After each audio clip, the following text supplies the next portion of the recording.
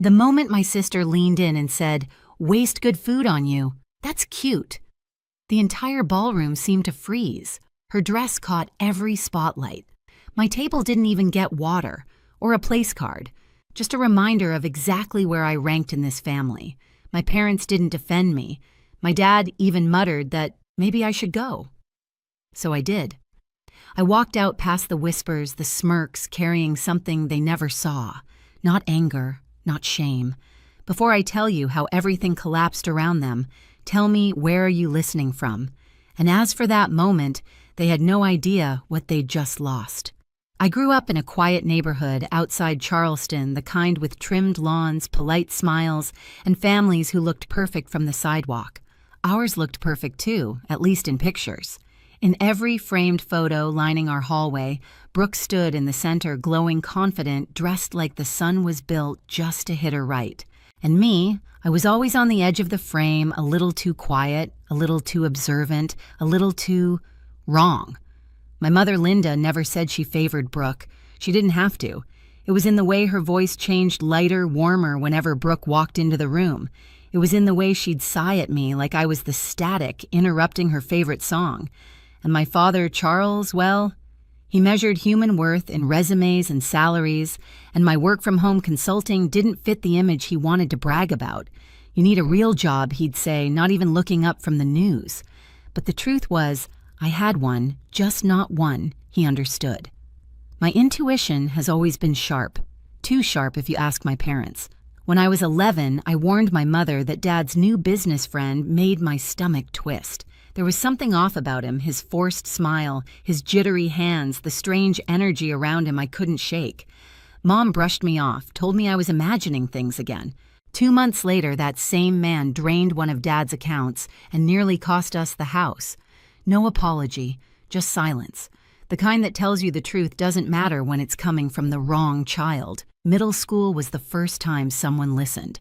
I told a teacher something wasn't right about a substitute coach, the way he stared too long, the way the air felt wrong around him. She trusted me. And she was right to. He was caught installing a hidden camera in the girls' locker room. That day changed everything because that teacher introduced me to his Aunt Evelyn, a consultant with a mind sharper than any blade. Evelyn didn't flinch when I told her about my intuition. She didn't call me dramatic or broken. She said, "Your mind sees shadows other people pretend aren't there. That's not a flaw, Madison. That's leverage." Under her guidance, I learned how to read patterns, how to dissect people's motives, how to see the business world the way some people see equations. By college, I was quietly helping companies recover from disaster. But at home, I was just the girl in socks and a laptop, the one who paid a portion of the household bills while everyone still insisted she did nothing. Meanwhile, Brooke lived like the world was soft and padded just for her. Promotions, compliments, praise, everything flowed her way like it was pre-ordered. When she announced her engagement to Lucas, the room lit up like someone had plugged my parents into an outlet. I felt something cold slide down my spine the moment I shook his hand, a warning. But when I tried to gently tell Brooke to slow down, she laughed like I was a minor inconvenience in her otherwise perfect orbit. And that was the beginning of everything that would eventually lead to that ballroom, that table with no water, and the sentence that sliced through me like glass. I wish I could tell you I was surprised by what came next, by the way things shifted after Brooke announced her engagement. But the truth is, the undercurrent had been there long before the ring. It showed up in small moments, the kind you almost miss if you're not paying attention. But I always pay attention. It's the one thing I've never been able to turn off. Lucas entered our family like someone stepping onto a stage he already believed he owned. He shook hands too firmly, smiled too widely, and spoke in polished phrases that sounded memorized. Most people saw confidence. I saw something hollow, like a drum stretched too tight. When he looked at Brooke, the warmth in his expression didn't quite reach his eyes. And when he looked at me, he didn't look long at all, like I was a detail he didn't want to acknowledge. At the engagement dinner, I caught him scanning the room the way men scan price tags. Brooke clung to his arm, laughing too loudly at jokes he barely finished. My parents watched them like they were witnessing royalty. The whole night had that glossy, too-perfect sheen that always makes my instincts flare. I tried to ignore it until the moment Lucas pulled Brooke aside near the kitchen door. They whispered sharply, Brooke pretending to smile, Lucas gripping her arm a little too tightly. When they walked back, Brooke's lipstick was smudged at the edge and Lucas's jaw looked clenched. Nobody else noticed. They never noticed the cracks until the whole thing breaks. 2 days later, the group email went out. It was supposedly a wedding reminder, but anyone with a pulse could read the real message. Limited seating, no +1s unless approved in advance. Please be mindful, no freeloaders. It didn't even pretend to be subtle. And because I was the only one attending alone, everyone knew exactly who the line was for. I stared at the screen for a long moment, then closed my laptop. No reply, no reaction. That always throws people off when the quiet one doesn't take the bait. My mother, however, couldn't leave it alone. "You won't cause issues at the wedding, right?" she asked over dinner a few nights later, not looking at me spooning potatoes onto Brooke's plate instead. "What kind of issues?" I asked. "You know how you get," she murmured, waving her hand like she was dismissing a fly. "How I get," as if sensing danger were a flaw, as if being right too many times made people uncomfortable. Then came the fitting appointment. Brooke wanted family bonding, which was her code for an audience. She twirled in a mermaid gown while Mom teared up, and I stood off to the side holding a box of abandoned pins. Lucas arrived halfway through, checked the price tag on the dress before kissing Brooke's forehead. My father laughed, thinking it was harmless. I saw the calculation in his eyes. When Brooke asked me what I thought of the dress, I told her the truth. "It's beautiful," I said. She narrowed her eyes. "You said that too fast. There are moments you can feel the ground shifting beneath you, warning you that something bigger is coming. This was one of them." By the week of the wedding, the energy in the house was thick enough to choke on. Mom barked orders, Dad double-checked seating charts he didn't create, and Brooke floated through it all like a glitter-covered storm. Every time Lucas opened his mouth, my skin crawled. Every time Brooke brushed me off, something inside me coiled tighter. The morning we left for the venue in Savannah, I felt that same cold sensation I'd felt when I first met Lucas, like someone had left a window open in my ribcage. But I said nothing. I watched the highway roll past, watched Brooke scroll through messages, watched my parents pretend everything was perfect. They didn't know it yet, but the story they'd built, the golden daughter, the silent sister, the perfect match, was already starting to crack. And none of them were ready for what those cracks would expose. The wedding venue sat on a stretch of coastal hotel property outside Savannah, the kind of place that exists mainly for photo albums, white stone glass railings, rose arrangements that smelled expensive. People kept saying the weather was perfect, but to me the air felt too still, like the moment before a storm hits. I arrived earlier than the rest of my family, partly because I wanted to avoid the chaos, partly because I needed a moment alone.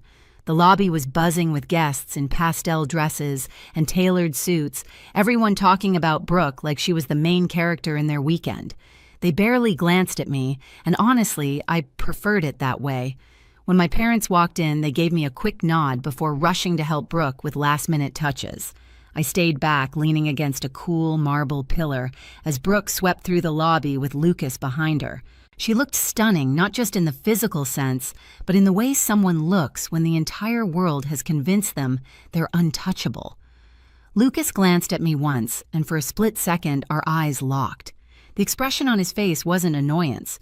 It wasn't smugness either. It was awareness, like he recognized me as a threat he didn't understand.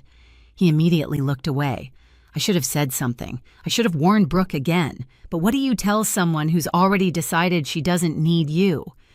At the rehearsal walkthrough, the first real cracks showed. Brooke snapped at a coordinator because the aisle candles weren't symmetrical enough. Lucas blamed a groomsman for messing up timing when he was the one who entered late. My parents stood by them, both smiling thinly, too, invested in the image to see the reality wobbling under their feet. While everyone rehearsed, I wandered toward the reception hall.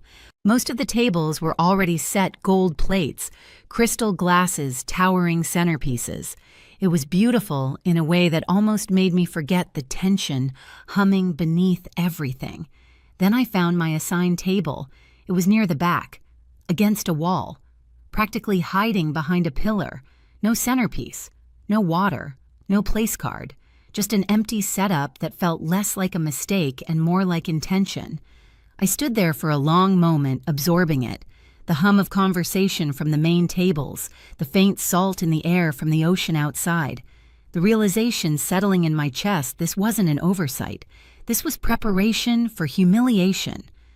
Later, when I asked a passing server about it, she hesitated before saying, "I was told this one is self-managed." She rushed off before I could respond, leaving her words hanging like dust in the air. Self-managed, in a ballroom filled with catered luxury. Only my table. That evening, back in my hotel room, I sat on the edge of the bed staring at the navy dress I had laid out for the ceremony. I'd chosen it because it made me feel calm, grounded like myself. But in that moment, I realized it was also armor. Not flashy, not for show, just steady enough to remind me I wasn't as breakable as my family thought. I could feel the unraveling, the subtle slips, the tension tightening like a pulled thread. And I knew, without fully knowing why, that tomorrow wasn't going to be the fairy tale Brooke imagined. She was pushing someone too far, and when you keep pulling a thread, eventually, the entire dress comes apart. The morning of the wedding tasted like salt and nerves. Even the air felt heavier, as if the coastline itself sensed what was coming. I slipped into my navy dress, smoothing the fabric over my ribs. It felt like a second skin, quiet, steady, utterly, unlike the glittering spectacle the day demanded from everyone else. When I stepped out of my hotel room, everything smelled like perfume and pressure. Guests glided through the hallways toward the ceremony, their voices lifted in polite excitement. I walked among them like a ghost, visible but unnoticed. The violin music floated through the corridor as I approached the entrance to the ballroom. Elegant, soft, completely at odds with the tension knotted behind my sternum. Inside the room shimmered, light scattered across the polished floor, catching the sequins on dresses and the gold accents on the tables. Brooke stood near the front, surrounded by bridesmaids, her veil fanned out behind her like she was posing for a magazine cover. She didn't notice me at first. Why would she? I'd been a background character in her life for years. I made my way to my assigned table, the same one from rehearsal, still shoved against the wall, still without water, silverware, or a place card. Only this time, the other tables were now fully set, wine-poured bread baskets, steaming servers moving smoothly from group to group. Not mine. When I caught the eye of a server walking past, she froze like she'd been caught doing something wrong. "Excuse me," I said quietly. "Is there a delay with this table?" She glanced at her chart, then back at me, guilt rising in her cheeks. I was told this one is self-managed." The words dropped like stones. In a catered ballroom, I asked. She swallowed. "I'm really sorry." And then she hurried away. The humiliation wasn't surprising. What surprised me was how unsurprising it felt, like I'd been bracing for this moment my whole life. I sat down anyway. The ceremony itself was a blur of white fabric vows that sounded like carefully curated Instagram captions, and Brooke smiling like she'd won something. Lucas stood beside her in a suit that felt like a costume's sharp lines hiding a hollow core. When they kissed and the room erupted in applause, I clapped too. Not out of joy, but out of resignation. This was the world they wanted, the image they'd built, and I had never belonged in it. After the ceremony, guests flowed into the reception hall. Laughter, champagne glasses clinking, plates full of food I hadn't been offered. I stayed seated silent, the cool wall at my back. That was when Brooke saw me. She detached herself from a cluster of bridesmaids and walked over, dress, swishing, perfume hitting, before her words did. She leaned down, her smile so syrupy sweet it made my teeth ache. "Waste good food on you. That's cute." Her voice wasn't loud. It didn't need to be. The people closest to us heard it. The ones further away felt the shift, heads turning, whispers catching like sparks. I blinked at her, stunned, even though I'd prepared myself for something. Just not this level of precision, this level of cruelty. She tilted her head. "You can just leave the gift and go home." Home. A place where I was needed when bills were due, but forgotten at every celebration. I felt every eye on me. The sting wasn't from her words. It was from seeing my parents standing just a few feet away, watching, doing nothing. My mother looked at her flowers. My father took a sip of wine, then muttered, "Well, maybe she should go." And that was it. The moment the last thread snapped, I stood slowly. The room seemed to expand and contract around me like a lung struggling for breath. My napkin slipped off my lap and onto the floor, landing with a soft whisper. "All right," I said, forcing a small smile. "I'll go." Brooks smirked. Victory. But I wasn't finished. I looked at her, really looked at her, and added, "But just know this, you'll all regret it." The air shifted. Someone at the main table dropped a fork. A bridesmaid sucked in a breath. Brooke blinked confusion slicing through her smugness. Before she could respond, a chair scraped loudly near the front. A tall man in a slate-gray suit stood Grant, Lucas's older brother. I hadn't seen him all morning. "I care," he said, his voice cutting through the ballroom like steel wrapped in calm, "and you should listen to her."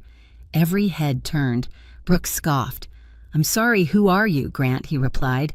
"Lucas's brother." Lucas stiffened beside her. Grant continued, "I've kept quiet because I didn't want to ruin your day. But Harper's right. Harper." He'd gotten my name wrong, but no one even noticed. They were too focused on him. "You will regret this," he said evenly. "All of it." The room fell into a deeper silence. Then Grant turned to the crowd. "Since everyone here loves appearances so much, let's rip off the last one. Lucas isn't an heir to anything. Our father's company filed for bankruptcy 6 months ago. He's been unemployed since." Gasps shot across the room. Brooke whipped toward Lucas. "What? Tell me he's lying!" Lucas's jaw flexed. "I never said I was unemployed. You implied you were taking over," she whispered, voice cracking. "I didn't tell you to sign anything," he muttered. And then it all tumbled out. The condo lease in her name, the fake timelines, the sudden wedding, the fabricated stability. Brooke's face went pale beneath her makeup. My parents stood frozen. Linda's hand trembled on her necklace. Charles muttered a curse under his breath, suddenly aware the golden image he worshipped was collapsing. But the meltdown wasn't done. Another voice rose from a table near the front. Firm, older. Enough. Mr. Dalton stood impeccably dressed, silver hair reflecting the chandelier light. Brooke's eyes widened. "Mr. Dalton." He ignored her. He pointed to me. "I came here out of respect," he said. "Not for you, for her." A ripple tore through the room. "Harper." He paused, corrected himself. "Madison saved my company 6 months ago. Quietly, efficiently, brilliantly. You all enjoy the stability. Thank her." Brooke's jaw dropped. My parents stared at me like they'd never seen me before. Mr. Dalton continued, "She doesn't need a spotlight or your approval. She just needed to be heard." Brooke swayed, almost missing a step in her heels. Whispers erupted, questions, shock, regret. A guest near the gift table asked loudly, "Are refunds allowed?" Someone else whispered. "Did they really not serve her food?" Another murmured. Brooks finished. And I inhaled. Deep, slow. For the first time all day, the air didn't choke me. Grant moved closer, placing a steady hand on my shoulder. "Let's go," he said softly. "This place is sinking." I nodded. We walked out together past the fallen glitter of Brooke's perfect dream, past my parents' stunned silence, past the wreckage unraveling behind us. When the ballroom doors closed, the ocean breeze hit my face, not cold but clean, like starting over.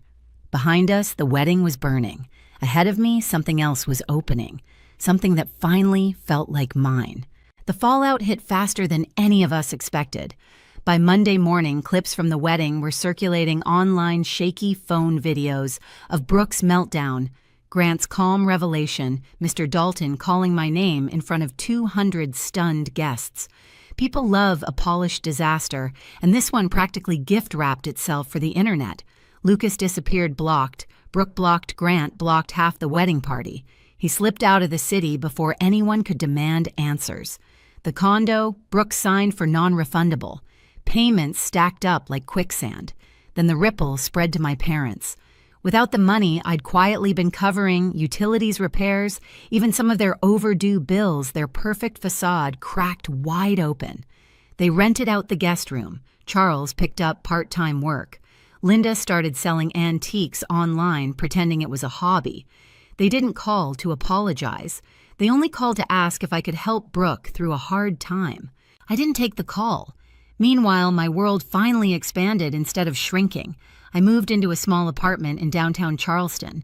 Nothing fancy, but full of light with space for my notebooks and late-night strategy sessions.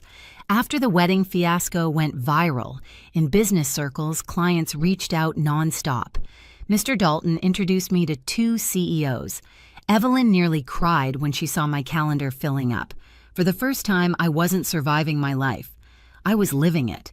And the strange part, I didn't miss any of them. By early spring, the noise around the wedding finally settled, leaving only the pieces everyone had to live with. Brooke was one of the first to crack through the silence. She showed up at my apartment one Friday afternoon, no heels, no designer bag, just a tired girl with swollen eyes and a voice that barely held itself together. "I don't need money," she said. "I just don't know where else to go." For a moment, I saw the sister I used to imagine having. Not the one who mocked me in a ballroom, not the one who believed Lucas over logic, just someone who'd finally fallen far enough to see the ground I'd lived on all my life. I let her in on rules, no lies, no insults, no excuses. She nodded grateful in a way I'd never seen. Grant kept in touch too. Soft check-ins, no pressure, a quiet steadiness that felt new but safe. Maybe something would grow there, maybe not. For once, I didn't feel rushed to define it. Standing by my window one night, watching the city lights flicker, I realized something simple and sharp. Being the quiet one never made me weak. It only made people underestimate the moment I finally chose myself. If you've ever been the overlooked one, the underestimated one, share your story in the comments. And if you want more stories like this, hit subscribe so you don't miss what comes next.